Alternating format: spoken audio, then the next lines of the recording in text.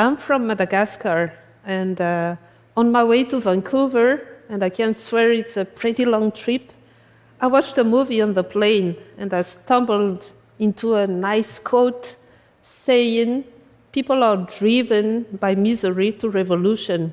And I told myself, that would make a fantastic intro to my talk, because, this is a story of misery, but also of resistance and revolution. Almost 80% of the Malagasy people live in extreme poverty, and they are in a survival mode every day. Madagascar is a really fantastic country, very beautiful, very rich in terms of biodiversity, natural resources, land, people, culture, but at the same time, we are lacking the most basic things such as food, electricity, education, healthcare, roads, energy, everything. Politicians promise us the moon, but they just deliver dirty governance, corruption, and misery. We don't have a fair and just society where people have a say on decisions made on their behalf. And we don't have democracy. This is a notion that remains blurred to many of our people. But it doesn't have to be this way, and this has to radically change. So for the last 20 years, I've been working for the democratization of my country in various instances. And of course, power holders don't like that, but it's okay. I'm not here to please anyone, frankly. The important thing is to keep preventing dictatorship from happening in my country and to keep fighting against corruption at all levels. So what I wanted to tell you about today is something that we launched in our community. It's called Citizen Assemblies. The idea is just to gather ordinary people from all walks of life around the idea of learning about democracy, deliberating about important public questions, and then taking actions together. And we do believe that citizen assemblies can be a powerful way for restoring democracy, not only in Madagascar, but elsewhere around the world. The first aim of those assemblies is to ensure that everyone understands what a true democracy looks and feels like, and then to give them practical tools in order to engage them into practical actions. Because, there are so many confusion around the notion of democracy. If you walk around Madagascar, you will hear lots of definitions, things going from absolute freedom or no rules. And the confusion with anarchy is sometimes compelling. So we need to tell people how it is really, and we need to fill this knowledge gap about democracy. Because when people don't have the right information into hand, they are more vulnerable to political propaganda, which in turn takes even more power out of their hands. So that's the idea. And here I would like to say that in those assemblies, we really go beyond lofty ideals of democracy, because what we want to trigger is a collective strategy for really improving people's lives. So those who join us are totally free to pick whatever issue matters to them and any burning question, and we want to solve this together and make tangible impact. The philosophy is to educate, empower, and then engage into democratic action, and that's exactly what we are doing through our citizen assemblies. So how does it work? Every week, in various locations, flexible locations, we are convening a group of 10 to 20 ordinary people, regardless of their age, gender, level of education, social status, or employment, whatever. And because of security reasons, we only rely to our former participants, and we ask them to bring new people each time for the next assembly on the same location. And the gathering style is really mixed between word cafe, deliberation, and a caucus. And we always start with very basic questions such as, what is democracy? And does my voice as a simple citizen matter? Newcomers sometimes feel, skeptical and hopeless because they think that their fate lies only in the hands of the government. But very rapidly, they shift their mind and they start to open up. And then we discuss those practical issues and we find solutions together. In these assemblies, when people bring their issues, we are also connecting them with safe whistleblowing platforms for reporting corruption, and this works. I will give a practical example. In 2018, an investigation from the Malna network exposed that a member of parliament was planting illegally some crops in a protected area on the west coast of Madagascar. That area is named Mena Bay and Mena. So almost half of this dry forest, a very unique landscape, has been slashed and burned for the last decade, as you can see from the maps.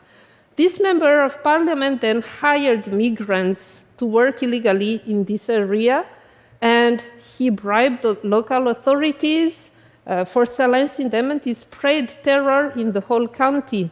So this case was brought to our assembly, and people was discussing about it and decided to take action. So with the help of local civil society organizations, this assembly of small farmers, teachers, journalists, people from local churches, they gathered evidence and they asked the prosecutor to act. Following that, the member of parliament, who was reputed to be untouchable, has been sentenced to prison and convicted of murder. Since he escaped from prison and threatened our journalists, but nonetheless, he has been sentenced and convicted for additional criminal charges. This story shows the power of citizen assemblies because those ordinary people felt the power of getting together and daring to act together. That's it. So in order to enhance the dynamic of the citizen assemblies, we launched the learning initiative aiming at nonviolent action, or LINA, a Malagasy word meaning keen to learn. And this work builds on the teaching of American political scientist Gene Sharp, and it aims to really teach people about tactics and methods of nonviolent civil resistance. So with the help of the International Center on Nonviolent Conflict, we crafted a curriculum, and we converted into a film for non-literate audiences and to a guidebook for citizens, grassroots organizations, and civil society organizations. And through these tools, we are teaching people how to organize peaceful protests, how to face police violence, and how, importantly, to build, nurture, and sustain a movement. And when the time comes for action, we encourage people to really do this with their own means because we don't have any kind of funding, and the idea is really to trigger a revolution from the inside. We have a medical doctor who is ready to assist in case of injury. We have a lawyer ready to assist if someone gets arrested. And we have people bringing us colorful pens and markers for drawing nice placards for the protests. These are neighbors, these are friends, ordinary people, just, from various profiles, but brought together by the idea and dream of a better democracy and a more just society. I do believe that the power of citizen assembly brought a positive shift in Madagascar because despite the shrinking civic space and despite the fear for reprisal, people are protesting more and more. We witnessed that during the pandemic when nurses and doctors dared to go on strike for claiming their extra wages. I know that may sound very common to you, but for us that was something, it's very unusual, and that happened. We also saw teachers resisting political instrumentalization during the last elections. And we saw women breaking the silence around the rape culture and the impunity surrounding it. And more of our communities dare to really claim their lands and report land grabbing perpetrated by greedy politicians. So that's the sparkling and the magic of citizen assemblies. Of course, this work is very draining. This is very frustrating because it takes time to build this people power. We would like the revolution to happen now, but we have to be patient, okay? But nonetheless, sometimes we feel really frustrated and we are about to give up, I tell you. But witnessing the small, tiny victories that people are achieving, that keeps us going because they are chipping away at injustice. And we all know today that democracy is backsliding around the world, but we need a remedy. The combination of citizen assemblies and civil resistance can make that difference. This year is a special year. Democracy will be tested more than ever before around the world, as almost half of the population is going to vote in various scales of elections in 70 countries. Let's seize this momentum to build a global movement of citizens empowered, to take back the power. We need that now. And I would like people to feel that they have the power within their hands. I want them to feel that their voice matters. And I want them to stand with a mission, breaking injustice and breaking the status quo. It's high time that we restore democracy back. And it is us, the citizens of this world, who can make that happen. And now is the time. So, it all starts with a conversation. And I really hope that you will remember this one that we had today. Let us bring the power back to the people. Thank you. Thank you.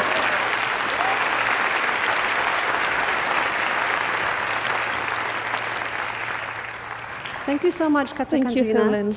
Helen. I just had a few quick questions. So you referred to this being a draining experience. It's also, I just want to be clear, it's pretty dangerous. It is. So how do you, talk to us about that and talk to us about your kind of personal commitment? I mean, we are constantly attacked, because of our anti-corruption commitment, because we are also outspoken about things happening in Madagascar. But I would say that it's very fair because we are ready to go for it. We know that there is a price to pay when you are reporting bad things. I think it's the same all over the world. So we are ready for that. But the thing is, I have maybe a network, I have some colleagues who can protect me. But what about ordinary people in rural areas who don't have anyone to protect them? This is unfair and unjust, and that's why we need to break this system. Yeah. So you also referred to, absolutely. You also referred to using small wins as kind of ways to kind of charge and boost yourselves. Can you give us an example of a recent small win that has given you strength? Oh, yeah, of course. So we have this unit of investigative journalism, and we are conducting a lot of investigations, and there is one on sexual corruption happening in schools and universities in Madagascar that we are really proud of because we exposed that.